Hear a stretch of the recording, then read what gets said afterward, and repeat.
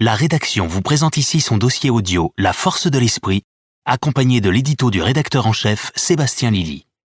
Bon voyage et belle découverte à vous. En quelques semaines, les repères de notre société se sont effondrés un à un jusqu'à nous mettre face à une seule et unique vérité, celle de notre esprit. Mais que se cache-t-il derrière ce mot trompeur ? Lorsqu'un drame vient secouer notre royaume, nous nous réfugions vers nos croyances, fruits de nos illusions les plus fragiles et de nos expériences les plus solides, soit c'est toute notre conception de la réalité qui peut alors vaciller, surtout quand l'accident touche au domaine de la mort ou de l'existentiel. Les certitudes délivrées autour de nous, par les uns, les autres ou les autorités dominantes, se transforment alors en hurlements insupportables, car nous venons intimement de percevoir et de sentir, derrière le voile, une lumière nouvelle. Parfois, il est question d'un virus et d'une collectivité, mais souvent ce sont nos vies qui sont concernées par ces expériences extraordinaires. Si toucher du doigt le surnaturel n'est pas synonyme de sagesse, il est un chemin d'exploration passionnant car il ouvre avec force notre culture matérialiste à une évidence spirituelle encore mystérieuse. Celle de la conscience, de son déploiement et de son interaction avec ce qui nous entoure.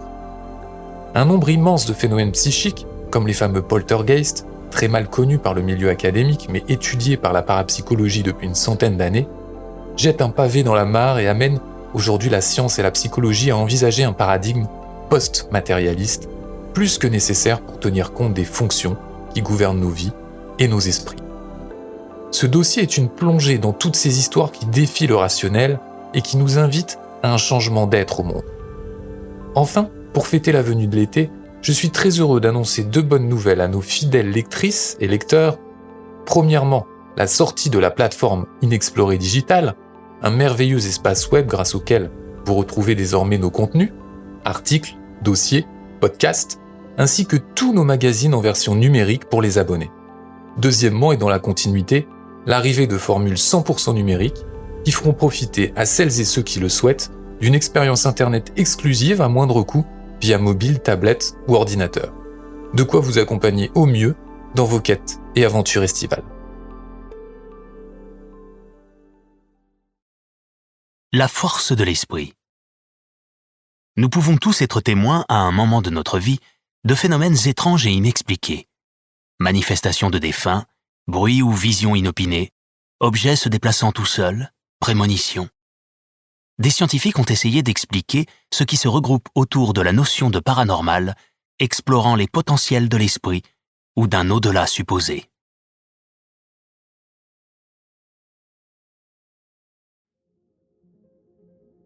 Quelle science pour étudier l'esprit ? La science est-elle toujours le bon outil pour appréhender la réalité ? Et si oui, quelle science ? La parapsychologie révolutionne notre façon de penser le monde, par Myriam Gablier.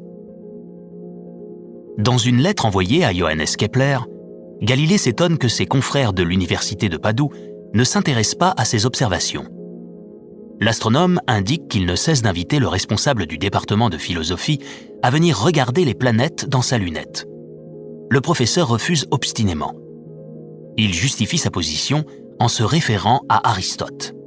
Or, Galilée poursuit sa lettre en rappelant qu'Aristote était un empiriste et qu'il aurait donc pris le temps d'examiner les faits avant de se prononcer.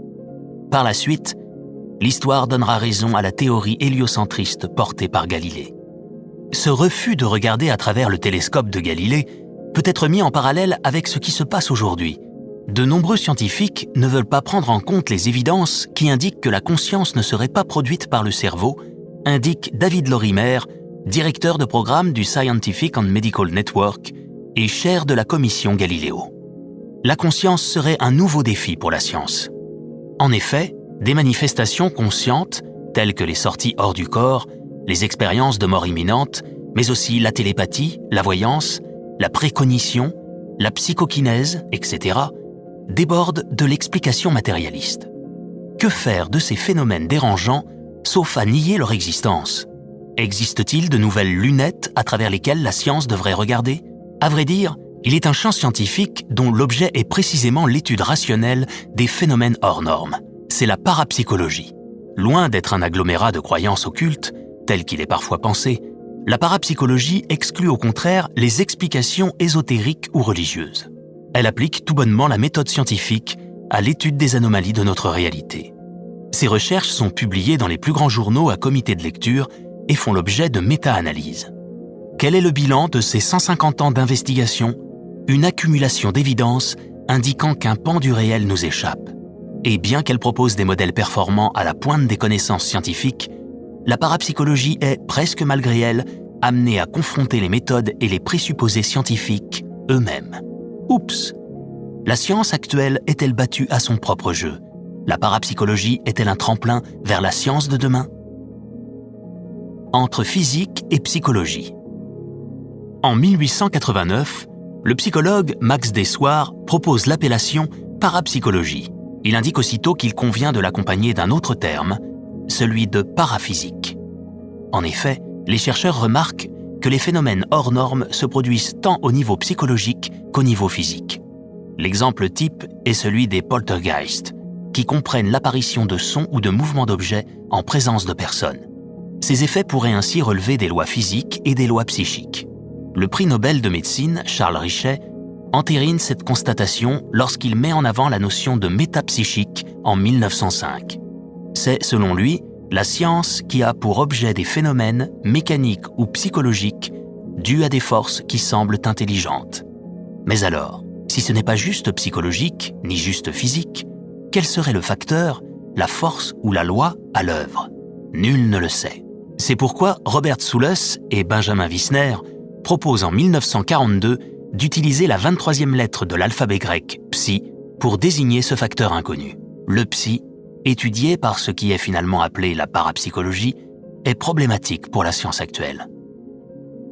Dépasser l'arrière-plan. Le présupposé de la science aujourd'hui est que le monde n'est constitué que de matière, ou tout du moins que de phénomènes physiques. On parle d'une science matérialiste ou physicaliste. Néanmoins, il convient de ne pas oublier que cette science moderne est née au sein d'une philosophie dualiste. C'est-à-dire qu'aux alentours du XVIIe siècle, il était pensé que d'un côté, la science devait étudier les lois du monde physique et que de l'autre, la religion ou la philosophie devait décrire le monde de l'esprit. C'est seulement au fil du temps que la science physicaliste s'est imposée comme modèle dominant. Alors, qu'est devenu le versant esprit du système dualiste ? Le monde académique a fait quelques concessions. Il a fallu tolérer des champs de recherche psychologiques chargés d'étudier un esprit, en mal de définition, car tiraillé entre spiritualité et rationalité. Et puis la science a fini par réduire cet esprit à un phénomène physique pur et simple. Il est pensé aujourd'hui que l'esprit ou la conscience sont produits par l'activité neuronale. Or, c'est tout cela que la parapsychologie remet en question. Les évidences empiriques mettent à mal l'idée que la conscience soit produite par le cerveau. Qui plus est, elles questionnent le fait qu'il soit possible de mettre la matière d'un côté et l'esprit de l'autre. Il conviendrait de réexaminer les dogmes matérialistes et dualistes. Ce n'est pas une mince affaire. Toute science est nécessairement étayée par un système philosophique. Elle se doit donc de le reconnaître, ce qu'elle ne fait pas actuellement, indique David Lorimer. Au-delà de l'espace et du temps. La parapsychologie met en évidence que pour un voyant, cela ne fait aucune différence si sa cible se trouve dans la pièce d'à côté ou à 10 000 km de lui, si elle se trouve dans le passé, le présent ou le futur. L'espace et le temps classique seraient ainsi congédiés par le psy. Cela implique qu'il serait possible de voir le futur, ou en tout cas, le futur le plus probable. C'est vertigineux. Or, les derniers développements scientifiques semblent autoriser le fait qu'une information remonte le temps. Les équations de la physique quantique révèlent une symétrie temporelle. Les équations obtenues laissent entrevoir des situations dans lesquelles la disparition d'une particule peut précéder son apparition, indique le physicien Étienne Klein.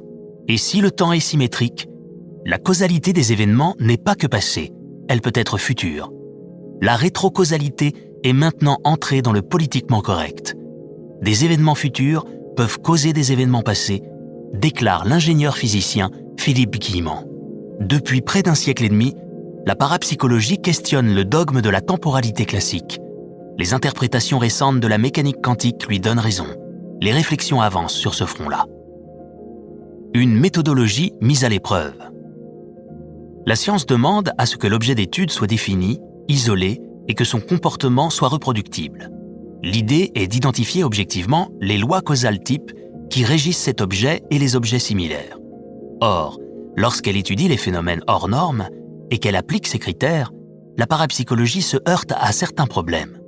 Déjà, comment peut-elle définir son objet d'étude alors que le psy présente une nature polymorphe et dynamique qui s'oppose à tout effort de le réduire à un phénomène? Les capacités extrasensorielles et les vécus psychosomatiques qu'elle révèle tendent à se mélanger entre eux et à se transformer chez un même sujet. Plus encore, comment isoler psychiquement un sujet psy afin de le tester alors que ses capacités extrasensorielles lui permettent d'aller chercher des informations dans l'espace et dans le temps. Surtout que lorsque le sujet psy est extrait de son environnement et placé dans un laboratoire neutre, ses capacités fonctionnent moins bien. Par ailleurs, les analyses indiquent que plus les protocoles sont répétés, moins les résultats sont bons. Ils déclinent. Nous aboutissons à une conclusion extrêmement paradoxale. Plus nous reproduisons à l'identique une expérience, plus la force de son effet diminue, indique Renaud Evrard, enseignant-chercheur à l'Université de Lorraine et président de la Parapsychological Association. Il y a de quoi rendre fous les chercheurs, et ce n'est pas fini.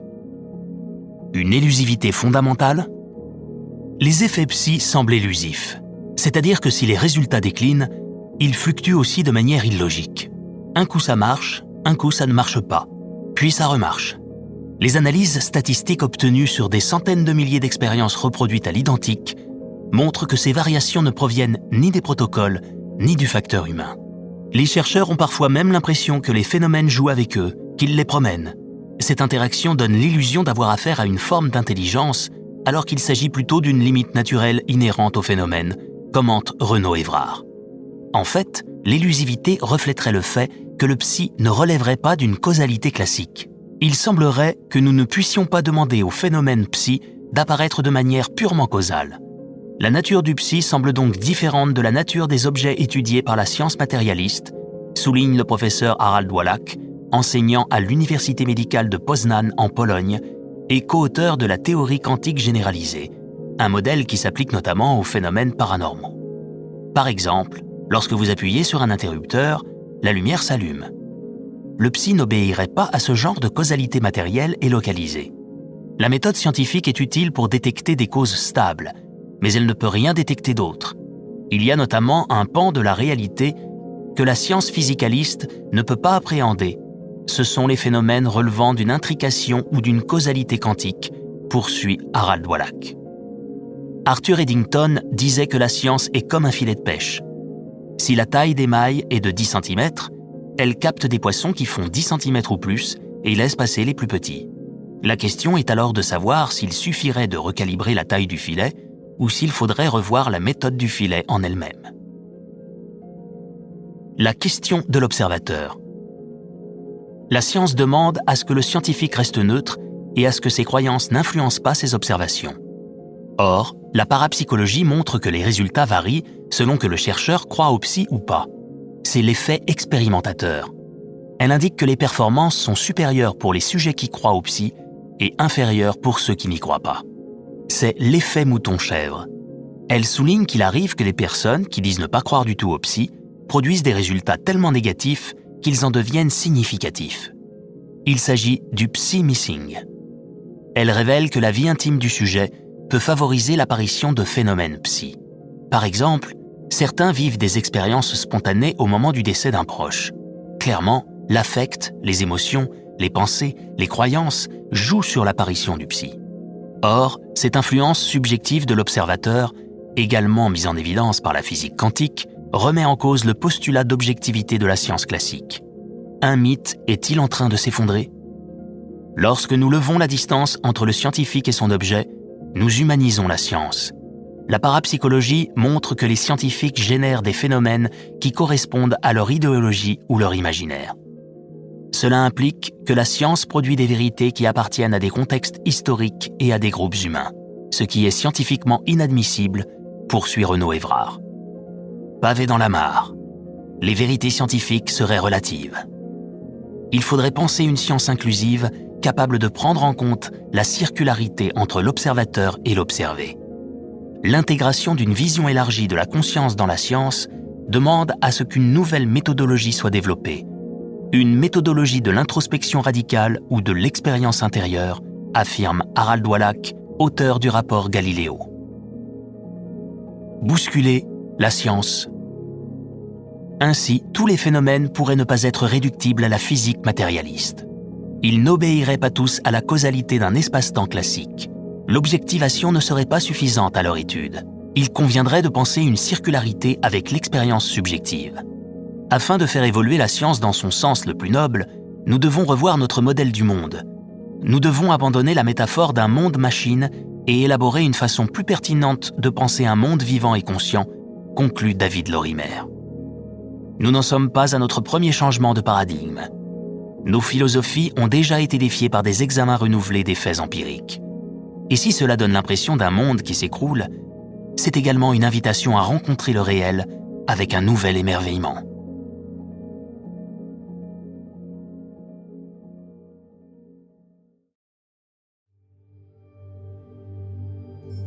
Poltergeist, les enquêtes qui dérangent. Si les poltergeists sont souvent associés à l'action d'un esprit malin, la parapsychologie propose des scénarios à la pointe de la science contemporaine, par Myriam Gablier. Rosenheim reste aujourd'hui le cas le plus célèbre de poltergeist en Europe, indique Pascal Catala, auteur des Apparitions et Maisons hantées. En 1967, des phénomènes physiques et électriques inexplicables apparaissent dans les bureaux d'un avocat de la ville de Rosenheim en Allemagne.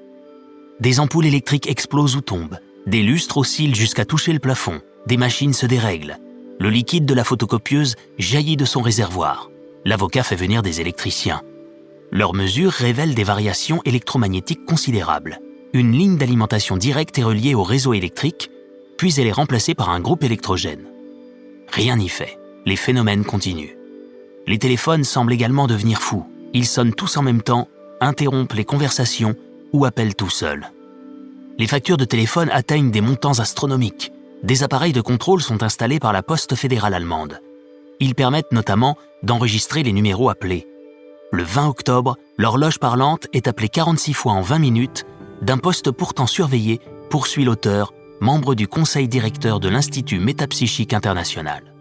Au fil des mois, les anomalies se poursuivent. Des tableaux tournent ou se décrochent. Une armoire de 150 kg s'écarte de 30 cm de la cloison. L'avocat finit par se tourner vers le professeur Hans Bender de l'Université de Fribourg, spécialiste des phénomènes paranormaux et fondateur de l'IGPP, Institut des zones frontières de la psychologie et de l'hygiène mentale. Ce dernier est rejoint par 3 physiciens de l'Institut Max Planck. Leur rapport indique que les anomalies, observées par plus de 40 témoins, ne sont pas explicables. Elles semblent sous contrôle intelligent et tendent à apparaître là où on ne regarde pas. Seul le balancement des lampes et des tableaux a pu être filmé, certains bruits enregistrés. Que faire ? Ayant remarqué que les phénomènes ne se produisent qu'à partir de l'arrivée d'Anne-Marie Schneider, une secrétaire, Hans Bender formule l'hypothèse que la jeune femme de 18 ans est la personne focus ou l'agent du poltergeist, précise Pascal Catala. En effet, lorsqu'elle n'est pas là, les phénomènes cessent. L'avocat finit par congédier la jeune fille. Certains phénomènes apparaissent sur le nouveau lieu de travail d'Anne-Marie Schneider, mais finissent par s'estomper avec le temps. Vous avez dit poltergeist ? Poltergeist est un terme allemand apparu en 1540 qui signifie « esprit frappeur ». Rapporté dans toutes les régions du monde, il comprend un ensemble de manifestations inexpliquées et pour le moins impressionnantes. Bruit sans cause physique, coups, rap, bruit de pas, glissement, claquement, sons explosifs, voix, chants, murmures, cris, gémissements, etc. Mouvements sans cause physique, déplacement et bruit d'objets, ouverture et fermeture de portes et de fenêtres, matérialisation ou disparition d'objets, déplacement de personnes, etc. À cela, il faut ajouter des perturbations mécaniques ou électroniques, apparition de lumière, variation de température et du champ électromagnétique, manifestation de formes mystérieuses, d'odeurs, de sensations tactiles, etc. Ces phénomènes apparaîtraient sur des périodes courtes, allant de quelques heures à plusieurs mois, et seulement devant certains témoins, ce qui les rendrait difficiles à objectiver. Il y a eu cependant au cours de l'histoire plus de 500 cas sérieux répertoriés et explorés de manière approfondie, note Pascal Catala. dépasser l'arrière-plan, esprit es-tu là ?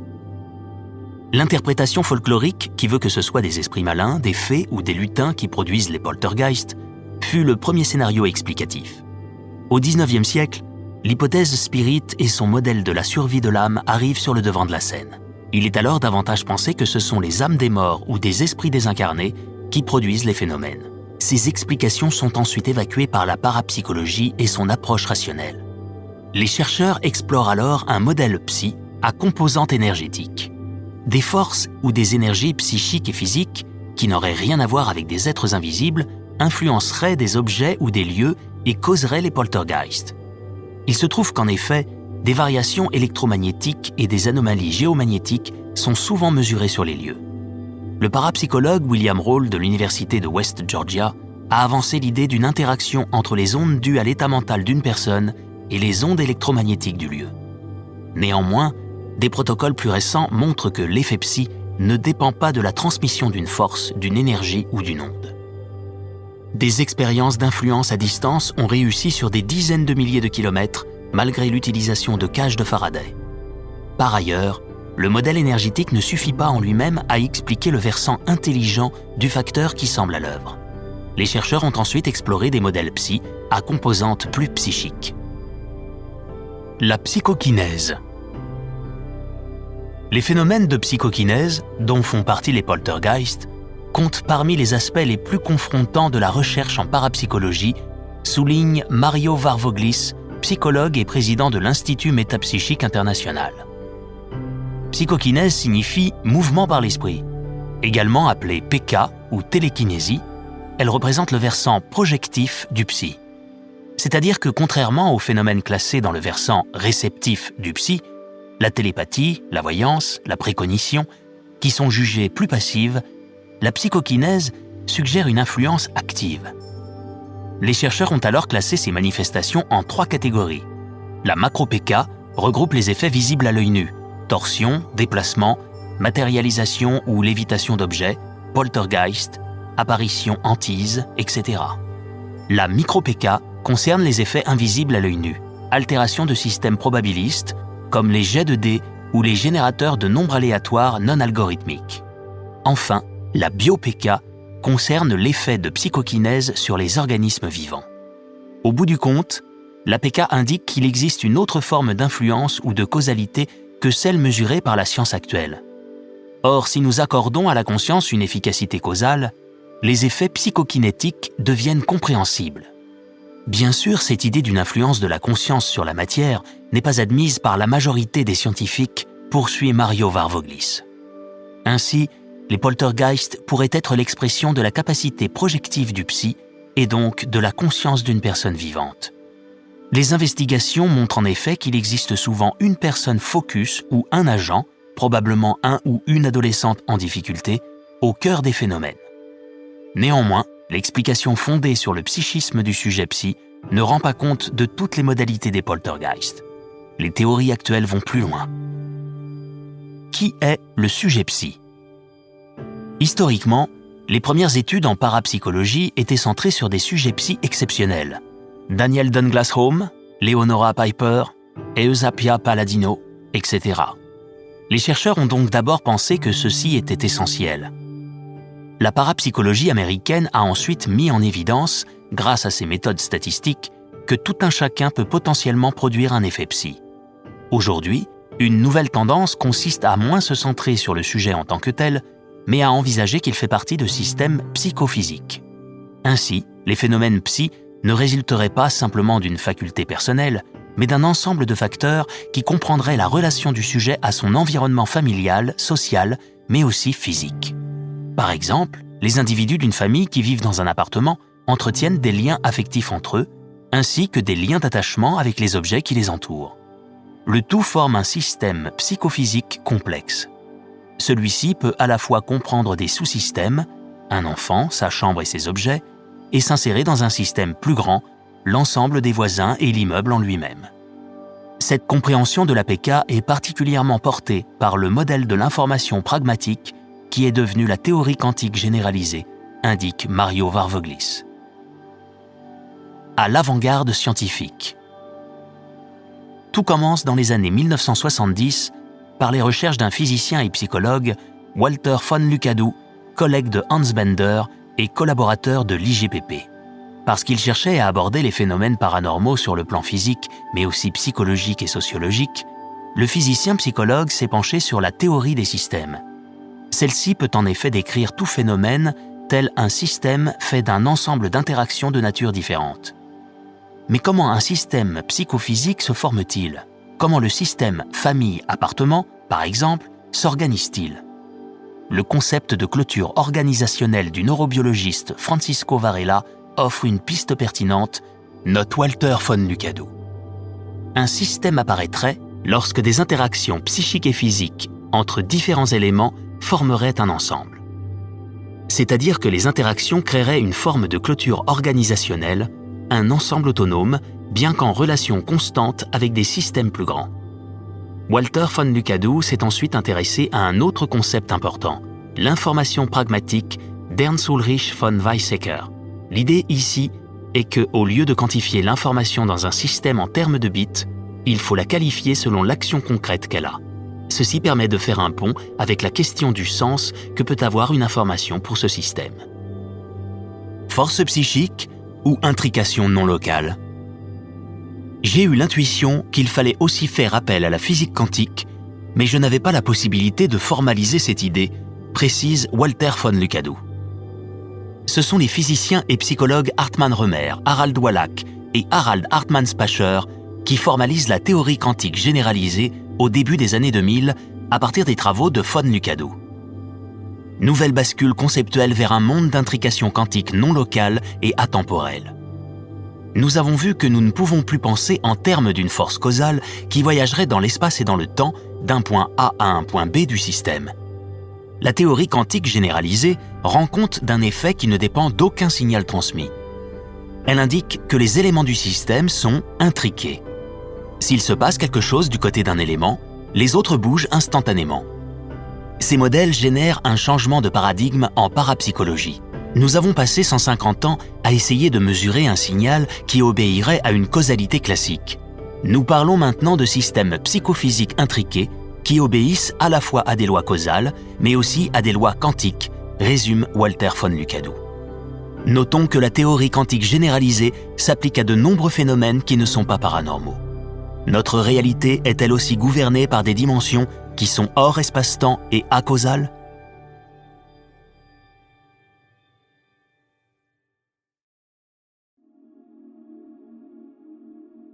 Une psyché sans limite.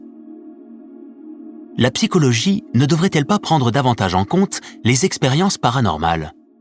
Le psy ne joue-t-il pas un rôle dans la psychologie d'une personne ? Plus encore, ne faudrait-il pas considérer que le psy est une fonction psychique naturelle chez tout individu ? Par Myriam Gablier. André fait régulièrement du yoga. Un jour, lors de la relaxation qui clôture son cours collectif, il sort de son corps. Il se perçoit lui-même, mais aussi les autres participants du dessus. Il ne panique pas, jusqu'au moment où il regarde dans le miroir sur le côté de la salle. Là, il ne se voit pas dans le miroir.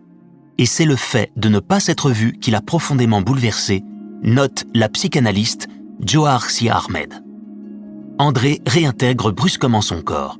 Il ne décompense pas pour autant, mais garde ce vécu secret. Il n'en parlera que des années plus tard, lors de sa thérapie à l'ICLP, Institut des champs limites de la psyché. Malgré les travaux déjà existants, les expériences exceptionnelles demeurent encore une relative terra incognita, explique le professeur Thomas Rabéron, directeur du laboratoire Interpsy de l'Université de Lorraine. Or, les enquêtes indiquent que 40 à 50% de la population rapportent avoir vécu au moins une expérience paranormale et que 60 à 75% pensent qu'elles sont possibles. Cela veut dire qu'un Français sur deux, homme ou femme, de tous âges et de tous niveaux sociaux, va entendre des voix, voir des anomalies, sentir des présences, faire un rêve prémonitoire, vivre une expérience de mort imminente, etc. La liste est longue. Une majorité de ces 32 millions d'individus... Merci de nous écouter. Nous espérons que cet épisode vous a plu et vous inspirera.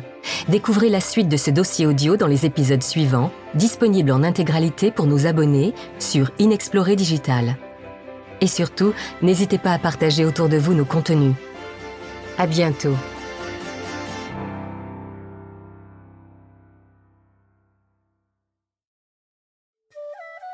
Des mystères du monde à l'extraordinaire dans nos vies. Inexploré propose des enquêtes, des expertises et des articles pratiques pour permettre à chacun d'ouvrir son esprit afin de se mettre en route sur les chemins de la sagesse et du bonheur. Abonnez-vous pour aller plus loin, soutenez-nous et profitez de toutes les versions longues de nos contenus sur Inexploré Digital. À bientôt.